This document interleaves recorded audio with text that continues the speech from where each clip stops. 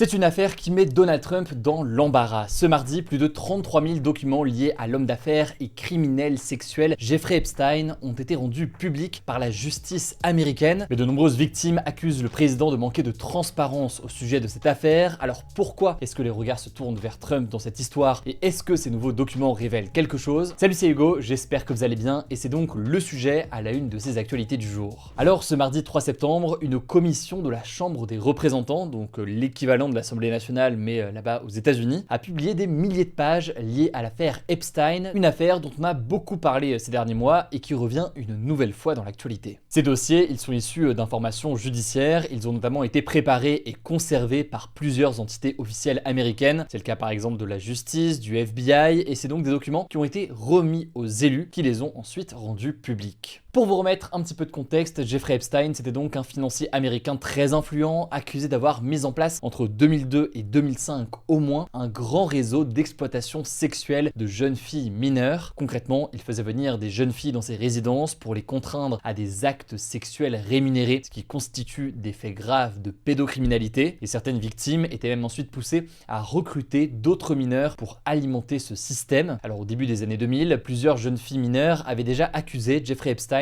d'agression sexuelle. Il avait alors été inculpé une première fois en 2008 pour sollicitation de prostitution auprès de mineurs. Mais à l'époque, il y a près donc de 15 ans, il avait bénéficié d'un accord secret négocié avec le procureur. Il avait en fait plaidé coupable à des charges minimales pour éviter des poursuites plus graves. Mais l'enquête, elle a été relancée en 2019 après des révélations du journal Miami Herald qui mettait en lumière l'ampleur de tous les crimes sexuels de Jeffrey Epstein et les arrangements qui avaient eu lieu lors de son premier procès. Alors un peu plus tard, le 6 juillet 2019, Jeffrey Epstein avait finalement été arrêté et inculpé pour trafic sexuel de mineurs et complot pour trafic sexuel. Il a alors plaidé non coupable, mais la justice a refusé sa libération sous caution. Et à la surprise générale, un mois après son arrestation, Jeffrey Epstein a été retrouvé pendu dans sa cellule de prison à New York, et ce, alors qu'il était dans l'attente de son procès. Depuis, l'enquête autour de lui, elle alimente de nombreuses théories en raison de sa richesse, en raison aussi du fait qu'il connaissait de très nombreuses personnalités et de très nombreuses célébrités. Les circonstances de sa mort aussi ont beaucoup fait réagir. Certaines personnes et enquêteurs estiment que Jeffrey Epstein ne s'est pas suicidé mais qu'il aurait été assassiné. Des soupçons ont en effet été éveillés par des graves défaillances dans cette même prison dans la nuit de sa mort, notamment d'un point de vue de sécurité, même si toutes les enquêtes officielles à ce stade concluent à un suicide. Bref, il y a de nombreux documents qui ont été révélés, parmi eux des auditions, des témoignages de victimes ou encore des listes de noms de personnes potentiellement impliquées. L'objectif, que ce soit par des politiques ou par la justice, quand ils rendent public de tels dossiers, c'est notamment de faire en sorte que la vérité sur l'affaire soit connue du public et que les responsables ou complices soient identifiés et poursuivis. Il faut aussi comprendre qu'en fait, c'est des éléments qui pourraient aider par exemple des enquêtes complémentaires. On peut penser à des enquêtes qui seraient réalisées par des ONG ou encore par des journalistes. Mais le problème, c'est que selon de nombreux démocrates, donc le camp opposé à Donald Trump, eh bien la vaste majorité des nouveaux documents dévoilés ce mardi étaient déjà des documents publics. En fait, selon le représentant démocrate de Californie, Ro Khanna, cité par CNN, je cite, seuls 3% des documents remis sont nouveaux. Il dénonce par ailleurs le fait que, je cite, le ministère de la Justice fait obstruction. Et on en vient donc ici à la question de Donald Trump. Donald Trump est justement accusé de manquer de transparence après avoir promis pendant des mois qu'il comptait rendre public de nombreux documents. Eh bien, son gouvernement avait annoncé début juillet n'avoir découvert aucun nouvel élément qui justifierait, selon eux, de publier des documents supplémentaires ou de lancer une nouvelle enquête. Donald Trump a depuis subi un véritable retour de flamme, y compris au sein de ses propres soutiens, et ce pour deux raisons. Déjà, première chose, parce que lui ou son équipe ont répété ces derniers mois qu'il y avait des documents et des éléments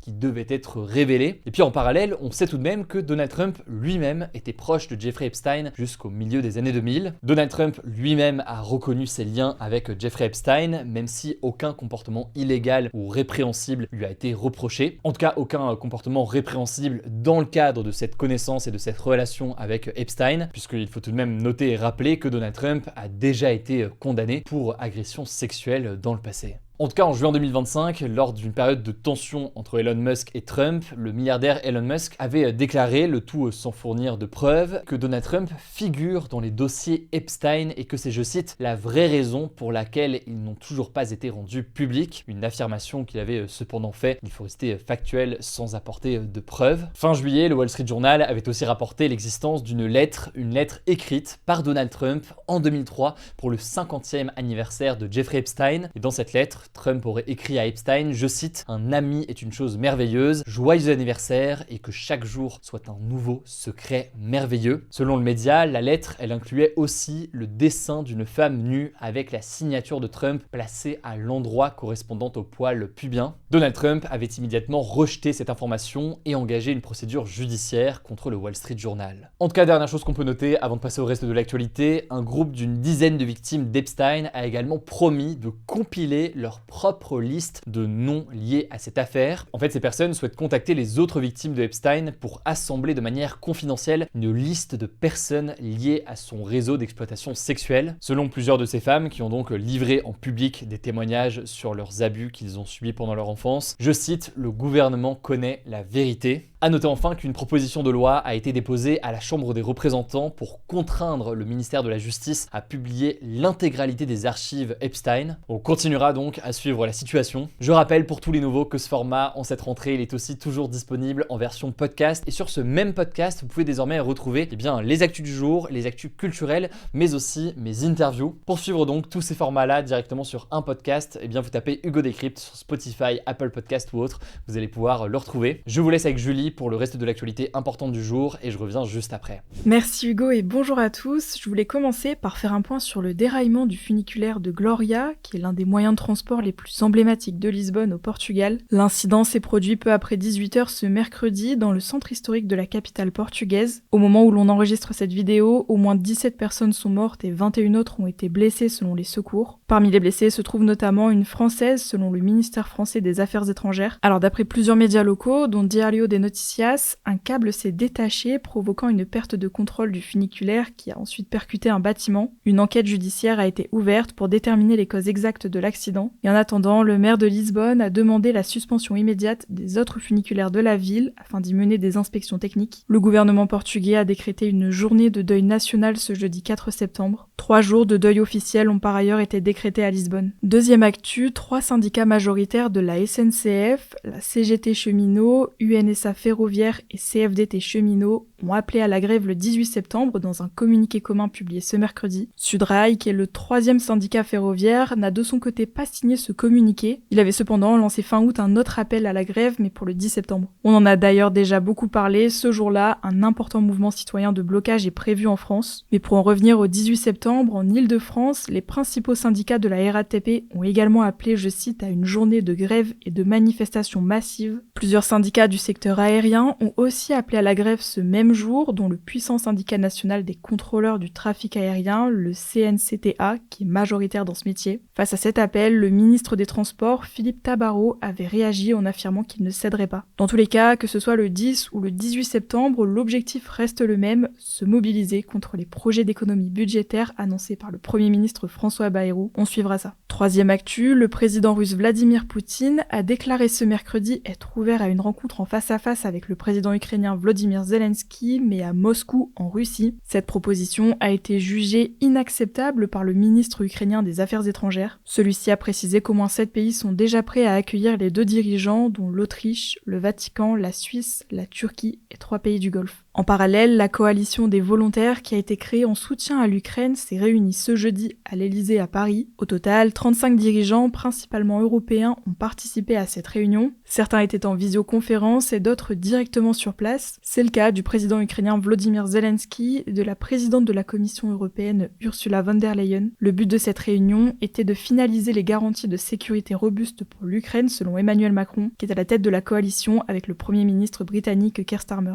À l'issue de cette cette réunion, Emmanuel Macron a annoncé que 26 pays, dont la France, se sont engagés à être présents sur le sol, en mer ou dans les airs, afin de garantir la sécurité de l'Ukraine en cas de signature d'un cessez-le-feu avec la Russie. Ces forces ne seront pas déployées sur la ligne de front. Le président français a précisé que l'objectif n'est pas de mener une guerre contre la Russie. Ce jeudi après-midi, les dirigeants de la coalition ont également appelé le président des États-Unis Donald Trump à émettre plus de sanctions américaines contre la Russie, dans le but notamment d'accentuer la pression sur Vladimir Poutine. Quatrième actu, l'accord commercial entre l'Union européenne et les pays du Mercosur, donc le Brésil, l'Argentine, l'Uruguay, le Paraguay et la Bolivie, a été validé ce mercredi par la Commission européenne, qui est l'une des principales instances de l'UE. L'objectif de cet accord, c'est de permettre à l'Union européenne d'exporter notamment davantage de voitures ou de machines vers l'Amérique du Sud, qui en retour doit faciliter l'entrée de viande, sucre, riz, miel ou soja sud-américain. Alors ça faisait des années que cet accord était discuté, mais il faisait face à pas mal de critiques. Ses opposants redoutaient notamment qu'il fragilise certaines filières agricoles européennes et notamment françaises. Dans sa dernière version, l'accord prévoit notamment la fin des taxes sur de nombreux produits afin de faciliter les échanges, mais aussi l'instauration d'une clause de sauvegarde qui servira à limiter les importations des marchandises sud-américaines en cas d'impact négatif sur certaines filières comme le bœuf, la volaille, le sucre et l'éthanol. Un fonds d'aide et des quotas seront également mis en place. Mais ce nouveau texte, il est loin de satisfaire tout le monde. En France, la coordination rurale, donc l'un des syndicats agricoles français opposés à l'accord, a dénoncé ce jeudi une trahison pour les agriculteurs. Le texte doit désormais être validé par le Parlement européen et par une majorité des États membres de l'Union européenne. Le Rassemblement national a lancé une pétition en ligne pour demander à la France de refuser l'application du Mercosur, tandis que la France insoumise a réclamé, je cite, une mobilisation générale contre le traité. On suivra ça. Cinquième actu, la France a été condamnée en appel ce mercredi par la justice à revoir les procédures d'autorisation de certains pesticides sur le marché dans un délai de 24 mois. En fait, selon la justice, certains pesticides autorisés en France sont nocifs pour l'environnement et pour la santé, et ils ne respectent pas les exigences du règlement européen qui encadre la commercialisation des pesticides depuis 2009. Ce texte oblige par exemple les pesticides à ne pas avoir d'effets nocifs immédiats ou différés sur la santé humaine ou animale, ni d'effets inacceptables sur les végétaux ou sur l'environnement. Concrètement, l'État va donc devoir procéder à un réexamen des autorisations de mise sur le marché déjà délivrées selon la justice. L'idée étant de repasser sur l'ensemble des autorisations, mais en appliquant rigoureusement les méthodes d'évaluation imposées par le règlement européen. Selon Le Monde, cela pourrait mener au retrait d'autorisation de plusieurs pesticides. En 2022, 2820 produits étaient autorisés en France. Les associations de défense de l'environnement ont donc obtenu gain de cause dans cette affaire qui a été surnommée justice pour le vivant. À noter que le gouvernement peut encore saisir le Conseil d'État, la plus haute juridiction concernant cette décision, on suivra ça. Et enfin, dernière actu, le visage de l'un des prisonniers les plus connus des États-Unis s'est retrouvé sur le site de fast fashion Shein. Cet homme, c'est Luigi Mangione et il est actuellement en détention provisoire aux États-Unis dans l'attente de son procès pour l'assassinat le 4 décembre 2024 de Brian Thompson, donc l'ex-PDG de United Healthcare, une grande compagnie d'assurance santé américaine. C'est donc pas vraiment lui sur cette image qui a sûrement été générée par l'intelligence artificielle, mais beaucoup ont jugé cette illustration comme de très mauvais goût et ont dénoncé des pratiques commerciales douteuses de la part de Shein. Le visuel a depuis été supprimé par l'entreprise. Selon un porte-parole de Shein interrogé par la BBC, l'image en question a été fournie par un prestataire tiers et a été retirée immédiatement après sa découverte. Celui-ci précise qu'une enquête approfondie sera menée et que les processus de surveillance seront renforcés. Merci beaucoup Julie pour ces actualités. Alors je le disais, pour suivre les interviews et les actualités en podcast, vous tapez Hugo Décrypte sur Apple Podcast ou autre, vous allez pouvoir le retrouver. On vous annonce d'ailleurs pas mal de nouveautés dans les prochains jours. Prenez soin de vous, prenez soin de nos proches et puis je vous dis du coup à demain pour une nouvelle vidéo.